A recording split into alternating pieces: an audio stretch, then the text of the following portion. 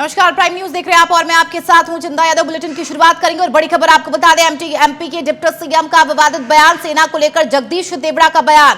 सेना पीएम के चरणों में नतमस्तक, ऐसा कहना है देवड़ा का। देश पीएम के चरणों में नतमस्तक, ये बड़ी खबर आपको बता रहे हैं। एमपी के डिप्टी सीएम का विवादित बयान यहां पर सामने आया है और सेना को लेकर जगदीश देवड़ा का यह बयान सामने आया। उन्होंने कहा कि सेना पीएम के चरणों में नतमस्तक और देश पीएम के चरणों में नतमस्तक। तो यह बड़ा बयान और ऐसे में एमपी के डिप्टी सीएम का यह विवादित बयान है। जगदीश देवड़ा ने सेना को लेकर बयान दिया और कहा कि सेना पीएम के चरणों में नतमस्तक। ये बड़ी खबर इस वक्त की आपको बता रहे हैं, देश पीएम के चरणों में नतमस्तक, ऐसा कहना है देवड़ा का। यह बड़ी खबर एमपी के डिप्टी सीएम है जिनका विवादित बयान, और उन्होंने सेना को लेकर यह विवादित बयान दिया है। सेना को लेकर जगदीश देवड़ा का यह बयान, एमपी के डिप्टी सीएम का यह विवादित बयान, एक के बाद एक विवादित बयान यहां पर सामने आ रहा है। मन में बहुत क्रोध था। जो दृश्य हमने देखा कि जो पर्यटक के रूप में गए थे, घूमने गए थे और वहां चून चून करके, धर्म पूछ करके और महिलाओं को एक तरफ खड़ी करके उनके सामने गोली मार दी, बच्चों के सामने गोली मारी। उस दिन से दिमाग में बहुत तनाव था, पूरे देश के लोगों के दिमाग में, कि जब तक इसका बदला नहीं लिया जाएगा और जिन माताओं के सिंधु को मिटाने का काम जिन लोगों ने किया, जिन आतंकवादियों ने किया और जिन आतंकवादियों को जिनने पाला, जो पाल रहे हैं, उनको नेस्त नाबूद नहीं कर देंगे तब तक चैन की सांस नहीं लेंगे। और यशस्वी प्रधानमंत्री जी को हम धन्यवाद देना चाहेंगे और पूरा देश की वो सेना, वो सैनिक उनके चरणों में नतमस्तक है। उनके चरणों में पूरा देश नतमस्तक है। उन्होंने जो जवाब दिया है उसकी जितनी सराहना की जाए, जितना कहा जाए, एक बार उनके लिए जो। तो हमारे सहयोगी अमित न्यूज रूम से लाइव है इस खबर पर। अमित, पहले मध्य प्रदेश के वन मंत्री शाह का बयान आता है, विवादित टिप्पणी वो करते हुए नजर आते हैं, और उसके बाद अब जगदीश देवड़ा जो कि डिप्टी सीएम है, उनका विवादित बयान। देखिए चंदा, ये बहुत हैरान करने वाला बयान है। आप प्रदेश के डिप्टी सीएम हैं, आप मंत्री हैं, आप बड़े नेता हैं, आप प्रदेश में बड़ा चेहरा हैं, आप जनता के प्रतिनिधि हैं, और आपके ओर से इस तरह के भाषा का इस्तेमाल होना, आपकी तरफ से इस तरह की बातें कहना बहुत शर्मनाक है। और वो भी पब्लिक प्लेथोरा पे, पब्लिक प्लेटफॉर्म पर आप ये बातें कह रहे हैं। और बीजेपी में लगातार ये दूसरा मसाइल है, दूसरा मसला है, दूसरा मौका है जब बीजेपी किसी नेता ने सेना को लेकर इस तरह की टिप्पणी की है, इस तरह का बयान दिया है। मुझे लगता है कि बीजेपी की मुश्किल बढ़ेगी, क्योंकि लगातार बीजेपी के नेताओं की तरफ से पहले सोफिया कुरैशी को लेकर बयान आना, उसके बाद अब सेना को लेकर, प्रधानमंत्री नरेंद्र मोदी को लेकर जगदीश देवड़ा ने जिस तरह के बयान दिए हैं, उस तरह के बयानों की अपेक्षा किसी नेता से नहीं होती, किसी वरिष्ठ नेता से नहीं होती। और अब मध्य प्रदेश में बीजेपी का एक बड़ा चेहरा है, आप कैबिनेट में एक मजबूत पद पर है, और साथ ही साथ आप डिप्टी सीएम है। सत्येंद्र भदौरिया मेरे सहयोगी जुड़ रहे हैं इस खबर पर ज्यादा जानकारी देने के लिए। सत्येंद्र, ये जिस तरह की भाषा का इस्तेमाल किया जा रहा है और जिस तरह की टिप्पणी की गई है, इसे लेकर मुझे लगता है कि बीजेपी को सफाई जरूर देनी चाहिए। सत्येंद्र, देखिए बिल्कुल सही बात है कि ये दूसरा बयान होगा जब भाजपा सरकार अपने ही पार्टी की तरफ से गिरती हुई नजर आ रही है। पहला बयान था विजय शाह का, मंत्री का, जिन्होंने एक हमारी देश की जो सेना की कर्नल थी उनको लेकर बयान दिया था। और आज दूसरा बयान जो डिप्टी सीएम, एक जिम्मेदार पद है, डिप्टी सीएम, मध्य प्रदेश के डिप्टी सीएम है, उन्होंने ये ऐसा बयान दिया जो कहीं ना कहीं सेना को नीचा दिखाने के लिए या फिर देश की जो जनता है उनको नीचा दिखाने के लिए ये बयान दिया गया है। और बयान भी ऐसी जगह पर दिया है जहां सिविल डिफेंस का कार्यक्रम था। ताज्जुब की बात है कि आप सिविल डिफेंस के कार्यक्रम में खड़े हुए हो और वहीं सेना के लिए एक आप ऐसा बयान जारी कर रहे हो। सेना एक देश के प्रधानमंत्री के चरणों में, ये कैसा बेतुका बयान है। ये दो बयान जो है कहीं ना कहीं अब ये बीजेपी सरकार के लिए घातक बन सकते हैं। सबसे बड़ा अभी उदाहरण जो चल रहा था, देश भर में बवाल मचा हुआ था, सबसे बड़ा बवाल था कि विजय शाह जो आज तक माफी मांगने के अलावा उन तक पार्टी ने कोई कार्रवाई नहीं की। ये सिर्फ हाईकोर्ट ही था जिसने स्वतः संज्ञान लिया और उस पर कार्रवाई की। FIR दर्ज हुई। जी। अब जी दूसरा बयान जगदीश देवड़ा का आ गया, जहां सिविल डिफेंस के कार्यक्रम में वो एक बेतुका बयान देते हैं। वो कहते हैं कि जो सेना है वो मंत्री, जो सेना है वो PM प्रधानमंत्री के कदमों में, पूरा देश प्रधानमंत्री के कदमों में। ये कैसा बयान है? इसको लेकर अब कांग्रेस फिर से हमलावर हुई है और कांग्रेस का कहना है कि अब दोनों ही मंत्रियों को इस्तीफे दिए जाए, पार्टी से निष्कासित किया जाए। जी चंदना। बिल्कुल सत्येंद्र, अभी कुछ ही वक्त में मेरे ख्याल बीजेपी के प्रवक्ता जुड़ेंगे, मैं उनसे सवाल जरूर पूछूंगा।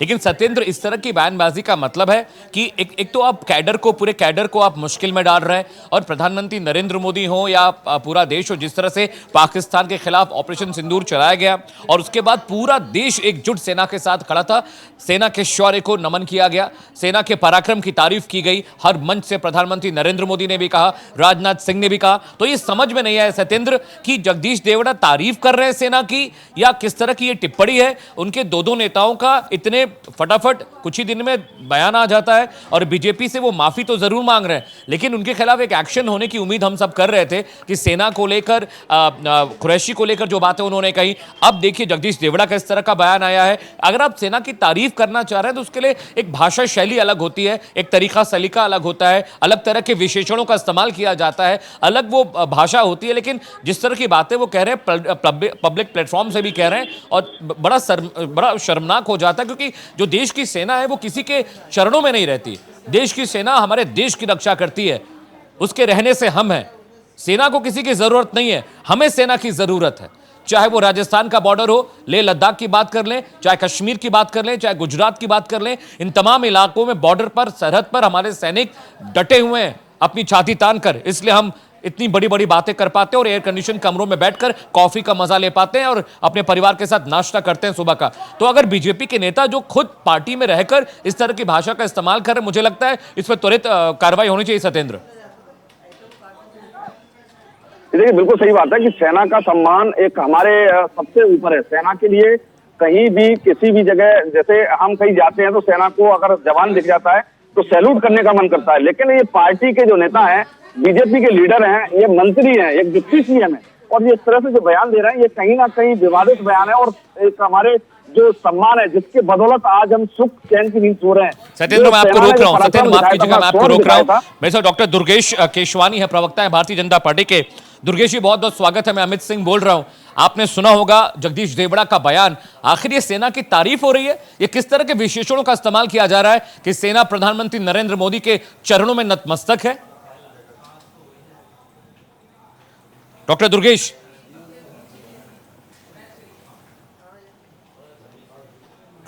आप मुझे सुन पा रहे हैं? चलिए, मेरे साथ स्वदेश शर्मा जी भी हैं, प्रवक्ता है कांग्रेस पार्टी के। स्वदेश जी, बीजेपी के नेता की तरफ से बयान आया है कि सेना प्रधानमंत्री नरेंद्र मोदी के चरणों में नतमस्तक है। इस बयान को आप किस तरह से देखते हैं? बड़ा गैर जिम्मेदाराना है ये बयान। स्वदेश जी,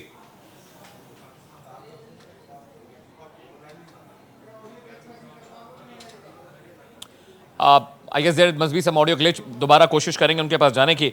लेकिन सत्येंद्र सिंह भदौरिया मेरे सहयोगी लगातार मेरे साथ बने हुए हैं और उनसे मैं बात कर रहा हूं। सत्येंद्र, हम कोशिश करेंगे दोबारा बीजेपी नेताओं के साथ संपर्क में जाने की, उनसे ये सवाल हम पूछ सके। लेकिन जैसे सत्येंद्र, मैं आपसे पूछ रहा था कि लगातार बीजेपी नेताओं की तरफ से इस तरह के बयान आ रहा है, एक बड़ा एक्शन होना चाहिए था। मतलब या तो पार्टी से निष्कासन की प्रक्रिया हो या कोई ऐसी कार्रवाई हो जिसके बाद बीजेपी नेता इस तरह की भाषा का इस्तेमाल ना करे। पहले विजय शाह का बोलना, अब जगदीश देवड़ा खुले मन से ये बात कह रहे हैं, तो कहीं ना कहीं से प्रधानमंत्री की छवि धूमिल होती है और सेना के शौर्य और पराक्रम पर सवाल खड़े होते हैं। सत्येंद्र, बिल्कुल हमें सही बात है कि ये जो दो तरह के जो बयान सामने आए, पहले विजय शाह का, फिर दूसरा बयान जो जगदीश देवड़ा डिप्टी CM है मध्य प्रदेश के, ये दोनों ही सरकार के कद्दावर मंत्री हैं और कई बार के विधायक रह चुके हैं। और दूसरा सबसे बड़ा पहलू है कि सेना को लेकर जिस तरह से ये बयान जारी किए रहे हैं, ये सेना को क्या समझना चाह रहे हैं या क्या सेना के लिए संदेश देना चाह रहे हैं या देश को क्या संदेश देना चाह रहे हैं, ये सबसे बड़ा महत्वपूर्ण सवाल हो गया है। अब देखना ये होगा कि जो विजय शाह ने जो बयान दिया था वो अभी तक उन पर कोई कार्रवाई नहीं हुई है। आज दूसरा बयान डिप्टी CM का जारी हो गया है। अब डिप्टी CM का ये बयान जारी हुआ तो डिप्टी CM कितना इन पर कार्रवाई करती है सरकार, या फिर इनके जो शीर्ष नेतृत्व है जो केंद्रीय सरकार है। ठीक है Satyendra, I'll come back to you। Doctor Durgesh Keswani मेरे साथ है, प्रवक्ता है भारतीय जनता पार्टी के। दुर्गेश जी, क्या आवाज सुन पा रहे मेरी? जी अमित जी, आपको आवाज आ रही है मेरी? दुर्गेश जी प्रणाम, बहुत बहुत स्वागत है प्राइम न्यूज पर। नमस्कार। लेकिन बड़ा दुखद है कि मध्य प्रदेश के डिप्टी सीएम जगदीश देवड़ा सेना के शौर्य को सवालों के घेरे में खड़ा कर रहे हैं। वो कह रहे हैं कि सेना प्रधानमंत्री नरेंद्र मोदी के चरणों में नतमस्तक है। क्या सेना किसी के चरणों में रह सकती है?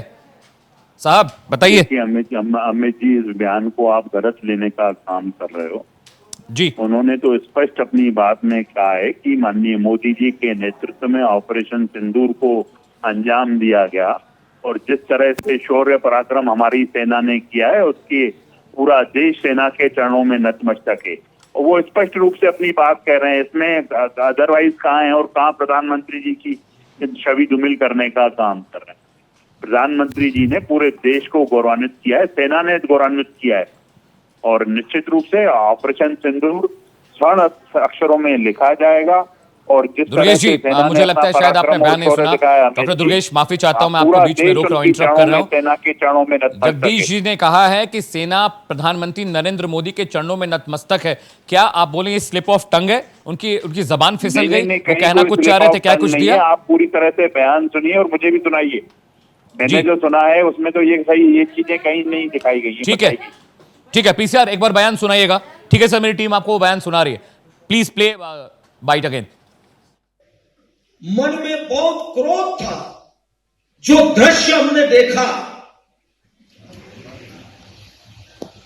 कि जो पर्यटक के रूप में गए थे, घूमने गए थे और वहां चून चून करके, धर्म पूछ करके और महिलाओं को एक तरफ खड़ी करके उनके सामने गोली मार दी, बच्चों के सामने गोली मारी।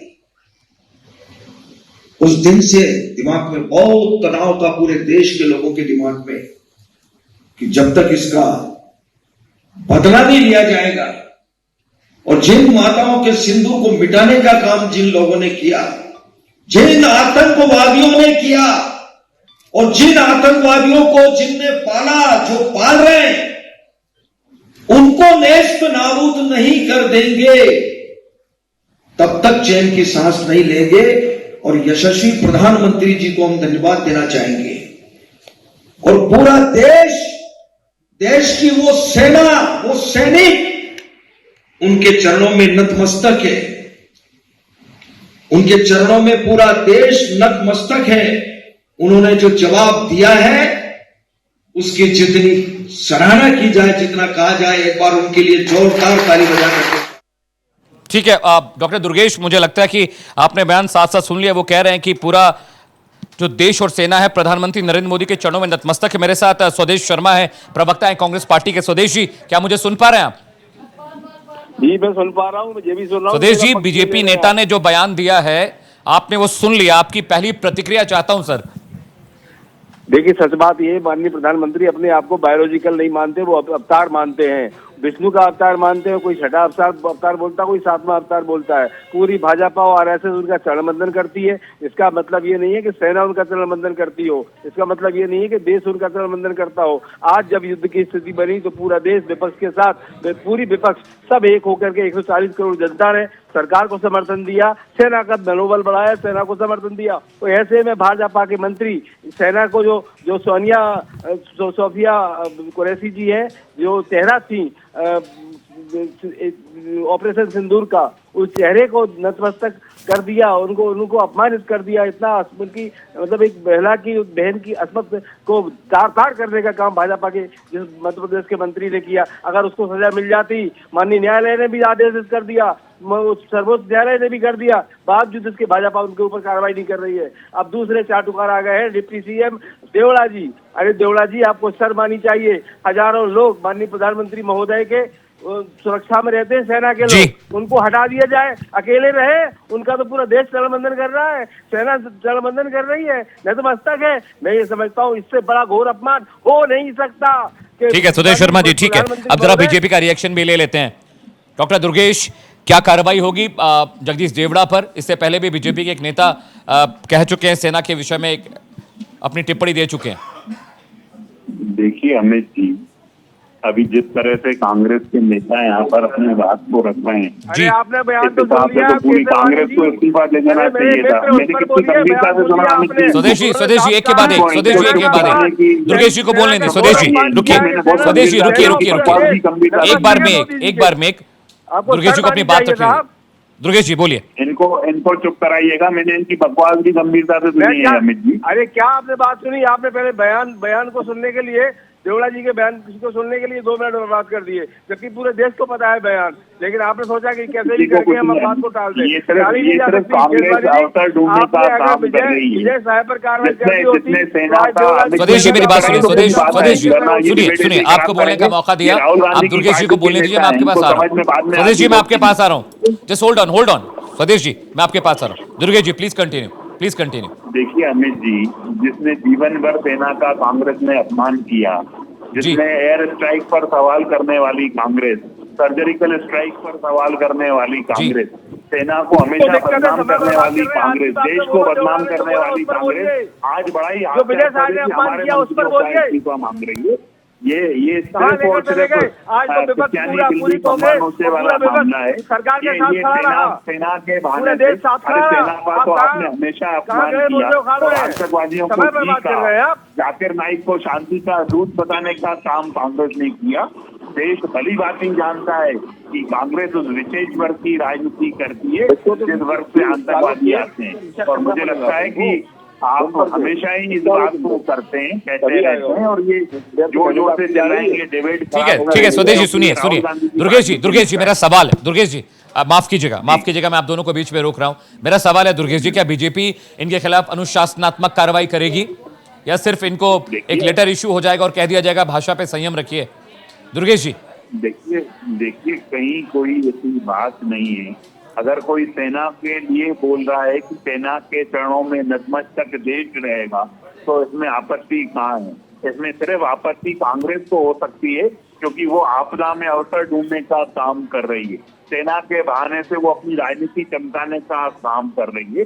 जो आतंकवादियों को जी कहते हैं, जाकिर नायक को शांति का दूत बताते हैं, भगवा को आतंकवाद से जोड़ते हैं, वो ऐसे लोग अगर इस की बात करते हैं तो ये हास्यास्पद है। ये तो कांग्रेस को ही, पूरी कांग्रेस ठीक है डॉक्टर दुर्गेश, ठीक है समझ गया सर, लेकिन हम उम्मीद करें कि बीजेपी की ओर से आप किसी तरह का बयान जरूर जारी हो। डॉक्टर दुर्गेश बहुत बहुत शुक्रिया आपका। स्वदेश शर्मा जी आपका भी बहुत बहुत शुक्रिया जुड़ने के लिए। लेकिन बड़ी खबर यही है कि जिस तरह से बीजेपी के नेता बेलाग लपेट लगातार इस तरह की भाषा का इस्तेमाल कर रहे हैं, उससे सेना के शौर्य को क्षति जरूर पहुंची है।